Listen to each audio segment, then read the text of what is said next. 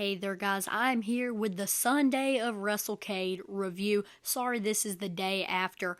I had a almost 3-hour drive back home and it was like 11:30 when I finally got back home, and I just didn't feel like taking the time to make an entire video. Because this is not going to be a short video, this one's going to be pretty long. We started off the morning with going down and having worship with George South, which that was great. George South tied wrestling in to the Bible and shared some stories and stuff, and it really was great. And then we went to the Final Conflict 40 Years Later panel. This panel consists of Sergeant Slaughter and the one and only Ricky the Dragon Steamboat. Now I'm going to be straight up honest with you guys. I am not old enough to know anything about the Final Conflict. I had no idea what it was until they finally announced this. Then I kind of looked it up and figured out what it was. So this panel was not targeted to me. This is targeted for the older audience that was around when this happened. So to me, it seemed a little boring. To those around me, it probably was very entertaining. And then for the last time of the weekend, they opened back up the vendor room for a little bit, and there was only one person left that I had to get in my encyclopedia, and this was Chavo Guerrero. Paid $25 for him to sign my WWE encyclopedia. Super glad to finally get Chavo in here. He's one I've always wanted. And then over the course of the weekend, like I said, I was able to get this signed. I've gave you guys updates every day for all my day reviews, but I am going to read off all the names that I got on Sunday. I got Ella Envy, Chase Emery, Griff Garrison, Jada Stone, Amber O'Neal, Brittany Halton, and Dalen Kingsley. He was the referee for a lot of the matches, and I think he's like one of the main refs for AML Wrestling. So very happy that I could have this Wrestlecade poster being pretty full, and so yeah. And so then it was time for the Ladies Night Out event. We had pretty decent seats for this show, and overall I was pretty excited for the show. Opening up the show, they had a battle royal, and the winner of this battle royal was Hyena Hera, which I did not know who she was. I think that's what her name was. But as you guys know, I never really grade the Royal Rumbles or Battle Royals, but overall, it was an alright Battle Royal. The next match was a 6-woman tag match between Too Much, the Renegade Twins, and Rossi and Brittany Jade. Going into this match, the only people I knew were the Renegade Twins and Brittany Jade. But overall, it was nothing special, and yeah, I mean, it wasn't too horrible, so I'm just going to give it a C+. It wasn't too bad. And a few of these matches I didn't get pictures of, but I am still going to rate the match. The next one was Rebecca Daggett versus Emily J versus Miss A Day. And again, this was kind of just a basic match, nothing too special, and so I am going to give it a B-. The next match was Caitlin Marie versus Kylan King, and I had pretty high expectations for this match considering Kylan King is an absolute beast in the ring and Caitlin Marie is a phenomenal heel. And overall, they did pretty good. They were interacting with the crowd the entire time, and that was the best part, so I am going to give this match a B. The next match was Pretty Empowered versus Danny Moe, Jada Stone, and Savannah Evans, and there are some phenomenal names in there. I'm a huge fan of Jada Stone. She's a phenomenal talent. Savannah is a beast. I've been watching her wrestle for a long time. We know Pretty Empowered is great from their work in NWA, and Danny Moe is also phenomenal. And eventually in the match, Savannah Evans ended up turning heel, and she jumped Jada Stone, and so that was a great moment in the match. But overall, the match was pretty solid, and I'm going to give it a B. Next up was one I was really excited for, and this was Hollywood Haley J versus Camille. And I'm a big fan of Camille. I think she's a phenomenal talent, and she held the NWA Women's title for a while, and Hollywood J I've heard great things about. I know she has a Netflix series where she's in it. And so I was very excited for this match, and they did not disappoint. Hollywood Haley J was a phenomenal heel, like great. I'm sorry, I keep saying Hollywood. It's Hollywood Haley J. And I had never seen Camille be a face. She's always been heel every single match I've seen her in. And so it was fun cheering her on. But overall, the match was pretty solid, and I am going to give this a B+. The next match was JC Storm versus Janai Kai. versus Clara Carter, and Janai Kai ended up getting the win, as I expected. Janai Kai is a phenomenal talent. They call her the kick demon, and she really can kick. And just overall, I'm just a huge fan of hers, and Clara Carter is a phenomenal heel. But overall, the match was pretty solid, and I am going to give it a B-. This next match was the Hex versus the Bullets of Burden. In this match was Amber O'Neil on the Bullets of Burden, and then her tag team partner, which I did not know, and then the Hex, which we know from NWA, Allison Kay and Marty Bell, and they're phenomenal heels. And so it was very fun booing them. But overall, the in-ring work wasn't that good. The Hex was clearly carrying the other girls. Amber O'Neil, she's getting up there in age and she can't work like she used to, although the other girl was pretty decent. So I am going to give this match a B-. Oh yeah, and the Hex won, and of course they cheated their way out. Next up was Tiffany Naives versus Izzy Marino, and I was really excited for this match. I had never seen Izzy wrestle live, and I was really excited. Of course, this is the Bayley Superfan. And Tiffany Naives is a good talent, and Tiffany Naives ended up pulling out the win. But overall, I enjoyed the match. The crowd was going absolutely crazy for Izzy. So yeah, I am going to give this match a B. And then at the end, Tiffany had some nice things to say about Izzy. Basically, she was saying she did a phenomenal job and that she is the future. Next up was Xia Brookside versus Masha Slamovich. And I was really excited for this match because we already knew Xia Brookside was a great talent. She was in NXT UK, and Masha was great. I had already seen her 2 days in a row. She had to work every single day for this weekend. But overall, I thought this match was really solid. This is definitely one of the best matches of the Ladies Night Out show, and so I am going to give it a B+. Next up was Su Yung versus Allie Katch, and I'm a huge Su Yung fan. I've been a fan of her since the first time I watched her. She was a great Impact Knockouts champion, and I just love her character overall. In Allie Katch, I had just watched her wrestle this weekend for the first time, and I think she's pretty solid. So I was really excited for this match, just like I am every Su Yung match, and overall I thought it was pretty solid. And Su Yung ended up pulling out the win, so I am going to give it a B. Next up was The Woad versus Freya the Slayer, and overall this match was alright. It definitely was nothing special, so I am going to give it a B-.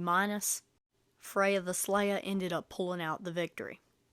Next up was the main event for the Ladies Night Out Championship, and this was between the champion Angelica Risk versus Renee Michelle, and right before the match started, La Rosa Negra came out and said that she was going to be the special guest referee. And if I'm being honest, La Rosa was the best part of this match. She was a very fun referee because she was very involved. And I'm not going to lie, the challenger Renee Michelle was not very good in ring. She really messed up a lot of moves, missed a lot of kicks and things. Although Angelica Risk, the Ladies Night Out champion, she was pretty decent, and she did end up getting the win. But in my opinion, this definitely was not main event material. It should not have been the main event, even though it was for the title, because it really wasn't that good. So I am going to give this match a B-. Next up was time for the AML The Day After show. And as always, AML always delivers with a great show. And so I was very excited for the show. The card looked very stacked. And so let's get into this review and ratings for AML The Day After. Oh yeah, and I also tried to do this new thing for the AML The Day After show, where I kind of pick an MVP for the match, and I say who looked the best in the match. The first match was Richard Holiday versus Marcus Cross versus Logan Quindell versus Gustavo. And the crowd loved Gustavo and Marcus Cross, and Gustavo ended up winning. It was a pretty solid match, and it was a great way to start off the show. I'd say the MVP of this match would be Richard Holiday. I thought he looked really good in this match, and I am going to give this match a B. Next up was the great heels of JAC and Zuka King, which, like I said, JAC is a phenomenal heel, and so is Zuka King, and they were going against the great heels of the Hughes brothers versus the great faces of Bojack and Diego Hill. And I just want to say, I had never watched Bojack and Diego Hill team up as a team. I've seen them both wrestle individually, but as a team, they are phenomenal. They have great chemistry in the ring, and I like their double moves that they do together. But in the beginning, the Hughes were being heels, and they were saying, I hate this city, I'm not wrestling for this city. And then they ended up getting involved in the match anyway and wrestling. But JAC and Zuka King ended up getting the win. Although the MVP of this match is Diego Hill. And he is such a phenomenal talent. He was doing some crazy stuff. And so yeah, I really enjoyed watching him wrestle. But honestly, everybody did great in this match. I thought it was a phenomenal match. And so I'm going to give this a B+. Next up was Martin Storm versus Jacob Fatu. And I was very excited for this match because both are phenomenal talents. And they both look really good in this match. But I am going to give the MVP spot to Jacob Fatu. Just because Jacob Fatu can do some crazy stuff, definitely considering his size. He's not a small guy, and he does crazy stuff that mostly you only see cruiserweights doing. And overall, it was a really solid match. And Jacob Fatu ended up pulling out the win, and I'm going to give this match a B. So they started off AML The Day After amazingly, and they didn't fall off from here. The next match was the Skyline versus the Dawson Brothers, and this was for the AML Tag Team titles, and there was a twist to this match. If the Dawson Brothers lost this match, they had to leave AML. They could not wrestle for AML, and so the Dawson Brothers were putting in that work so that they could stay into AML.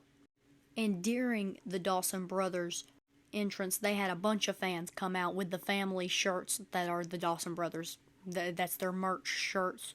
And they came out with them. And a great part of this match was the ring announcer gave the mic to, I think it's Dave Dawson's daughter.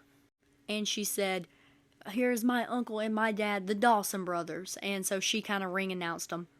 And that was just great. Overall, the in-ring work of this match was very nice, but during the match, Zane Dawson got quote-unquote injured, which it's not a real injury.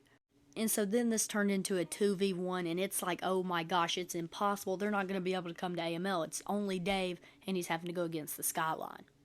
Yet, eventually, Zane Dawson ended up coming back out to the ring to help Dave lead to the win. And so the Dawson Brothers were the new AML Tag Team Champions. And the best part of this is that they get to stay in AML. But for the MVP of this match, I'm going to give it to Zane Dawson. I do think he was the most talented in the ring. And even though he was quote-unquote injured and didn't wrestle for some of the match, whenever he was quote-unquote injured, he sold it amazingly. He was just laying on the floor and they were checking on him and he did not move. And so he made it look really realistic. And when he was in the ring, like I said, he was the best looking performer. So I am going to give this match a B+. Next up was a Memorial Battle Royal, and this consisted of Shane Taylor and Beer City Bruiser at the end. They were the last two left, and Beer City Bruiser ended up pulling out the win. Overall, I thought it was a pretty solid Battle Royal. Next up was a match between John Skyler, White Mike, and Colby Corino. And this was for the AML Prestige title. Going into this match, I knew it was going to be fun. Any match with White Mike in it's going to be fun. And then the great heel of John Skyler. I mean, John Skyler's just such a great heel. And Colby Corino is also amazing. Going into this match, White Mike was already the champ, and he ended up keeping it. Very, very solid match, and I'm going to give it a B. But at the end of the match, a very key moment happened. John Skyler said that he is leaving AML Wrestling. He said he's tired of wrestling for Winston-Salem, New York, and basically just said they don't deserve him and that he's done. He's done wrestling for them. And so John Skyler is no longer in AML. Next up was a match between EC3 and Fodder was accompanied by Angelina Love. Angelina Love ended up cheating to get Fodder the victory by hitting EC3 with the kendo stick. Keep in mind, this was for the NWA World title. And so Brian Hawks came out and he ended up saying and telling the ref that Angelina Love cheated and that the match should be restarted. So they restarted the match and EC3 ended up pulling out the win. So EC3 is still your NWA World Heavyweight Champion. Next up was a banger match for the AML Championship. There was so much talent in the ring between C.W. Anderson, an absolute veteran in the ring, the solid young talent of Axton Ray, the talent of Billy Brash, and of course the AML Championship and the wicked heel of Brad Attitude. I mean, these guys were absolutely cooking in the ring. Axton Ray, like I said, is a phenomenal talent. He can do some crazy stuff. He's a very, very good wrestler. He's one of those young talents that I see potentially going somewhere. And so after a hard fought match, keep in mind, CW Anderson was a face at the time. During one point in the match, Billy Brash is like, alright guys, let's just team up on Brad Attitude and fight it between us three. And so CW was going to go kick Brad Attitude, then he ends up super kicking Billy Brash, then kicking Axton Ray. And so it looked to be a heel turn. And so then Brad Attitude was like, he looked like he was happy because, CW just saved the day for Brad Attitude. Yet CW super kicked Brad Attitude as well. And so all three dudes knocked out. CW could win the AML Championship. Although CW Anderson grabs Brad Attitude's arm and places it over, I don't remember who it was. I think it might have been Billy Brash. And counts to 3. Brad Attitude is still the AML champion with the help of CW Anderson. So that was a very, very strange way to end that off and left us all with a lot of questions on what is CW doing? The in-ring work of this match was phenomenal, and there were some great spots in this match, so I am going to give it an A-. And for the MVP of this match, I got to give it to Axton Ray. Next up was a hardcore match between George South and Joey Janela. And Joey Janela had to work 3 days in a row during this Wrestlecade weekend. The first day, Joey Janela had an absolute hardcore match with Mance Warner, and that was absolutely crazy. There were some crazy spots in that. And then he also had to do a hardcore match with George South. So, I mean, this dude, he was putting in that work during Wrestlecade weekend. And come on, we're in Winston-Salem. Winston-Salem, they love George South. I mean, we are in AML. AML is George South. He trains for AML. I mean, he's just one of those guys, when you think AML wrestling, George South he comes to mind. And Joey Janela is a beast in the ring. And as always, George South, when he does a hardcore match, a lot of doors are broken. And as for all hardcore matches, there were some great moments in this match. And George South did end up getting that win, and so I'm going to give this match an A. And just for the dedication of George South, I believe he said that he's like 62 or 61 or something like that. And this dude is putting on a hardcore match, and he was bleeding everywhere. When I can't show it on here because of YouTube rules, but he was bleeding a lot. Just take my word on it. So a great match between the two, and so I am going to give them an A. So in my personal opinion, AML The Day After was the best show of Wrestlecade weekend, and I'm even counting the Super Show. There's not as much name value on the card, although the in-ring performance and my ratings for the matches, it's the best show of the weekend. And so I really loved this show.